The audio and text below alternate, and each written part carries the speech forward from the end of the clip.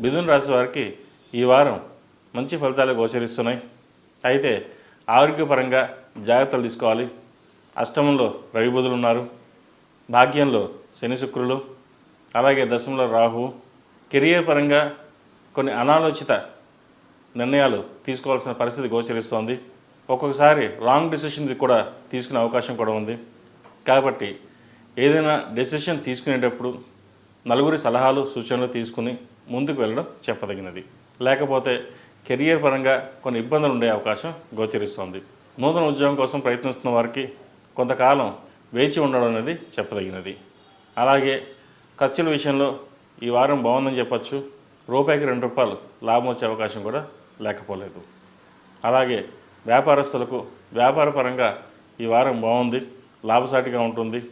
ముఖ్యంగా బట్టల వ్యాపారస్తులకు, పత్తి వ్యాపారస్తులకు, కాస్మెటిక్స్, బ్యూటీషియన్, చార్టెడ్ అకౌంట్స్ ఈ రంగాల వారికి ఈ వారం బాగుందని చెప్పచ్చు. సినీ ఫీల్డ్లో ఉన్న వారికి ఈ వారం బాగుంది, కలిసి వచ్చే అంశంగా కూడా చెప్పచ్చు. మంచి గుర్తింపు లభిస్తుంది. కష్టానికి తగిన ప్రతిఫలం ఈ వారం లభించే అవకాశం గోచరిస్తుంది.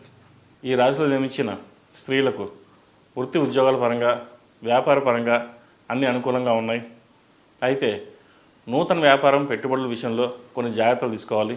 రియల్ ఎస్టేట్ చేద్దామని, బ్యూటిషియన్ స్టార్ట్ చేద్దామని, యోగా క్లాసెస్ స్టార్ట్ చేద్దామని ఏదో అనుకుంటారు. కానీ ఆచరణలో పెట్టడానికి మటుకి ధైర్యం సరిపోదు. సలహాలు ఇచ్చేవాళ్ళు కూడా చాలా తక్కువ మంది ఉంటారు.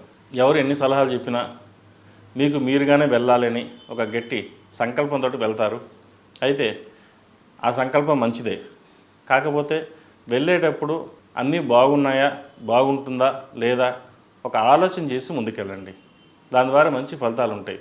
లేకపోతే భవిష్యత్తులో స్టార్ట్ చేశాక మళ్ళీ వెనక్కి తిరిగి చూడడం అనేది ఉండకూడదు.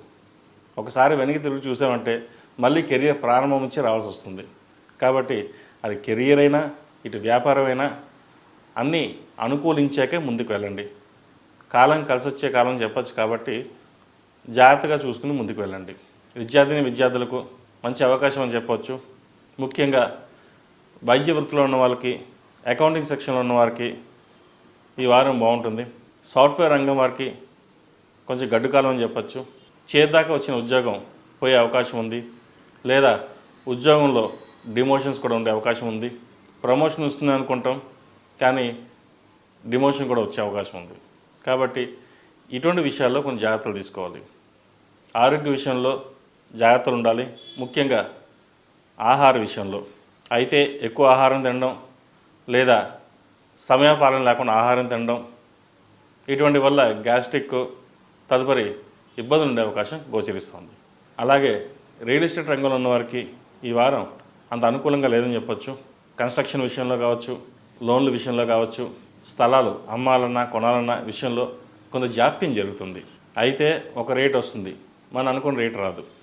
కాకపోతే ఎలాగైనా సరే ముందుకు వెళ్ళాలి, కొన్ని అప్పులు తీర్చాలి, కొన్ని ప్రాజెక్టులు మొదలెట్టాలి అనే ఉద్దేశంతో, సంకల్పంతో ఏది ఏమైనా సరే ముందుకు సాగుతారు. అవి ప్రథమార్థం కంటే వారం చివరిలో మంచి అవకాశాలు గోచరిస్తున్నాయి. వివాహం కాని వారికి వివాహ ప్రయత్నాలు చేసుకోవచ్చు. అయితే సంబంధం వచ్చేటప్పుడు మంచి సంబంధమా కాదా, సంబంధం ఎలా ఉంది అవి చూసుకుని పరిశీలించుకున్న తర్వాత ముందుకు వెళ్ళండి. మంచి ఫలితాలు సంప్రాప్తిస్తాయి. విదేశీ వ్యవహారాలకు సంబంధించి విదేశాల్లో ఉంటున్న వారికి, అక్కడ ఉద్యోగం కోసం ప్రయత్నిస్తున్న వారికి ఈ వారం అనుకూలం అని చెప్పవచ్చు. సంతానం కోసం ప్రయత్నిస్తున్న వారికి మంచి సంతానం కలుగుతుంది. వాళ్ళ అభివృద్ధి మీకు మేలు చేకూరుతుంది. ఈ రాశివారు ప్రతిరోజు ప్రతినిత్యం జిల్లేటి ఒత్తులతో దీపారాధన చేయండి. అలాగే శుక్రవారం నాడు లక్ష్మీ తామరతో దీపారాధన చేయడం, శివాలయ దర్శనం చేసుకోవడం మంచిది. ఎక్కడైనా గోసేవ చేసుకోండి, ఆవుకి గడ్డి వేయడం అటువంటివి ఈ వారం చేస్తే మంచి ఫలితాలు సంప్రాప్తిస్తాయి. ఈ రాశిలో జన్మించిన వారికి కలిసి వచ్చే సంఖ్య 7, కలిసి వచ్చే దిక్కు తూర్పు, కలిసి వచ్చే రంగు గ్రీన్. తదుపరి కర్కాటక రాశి.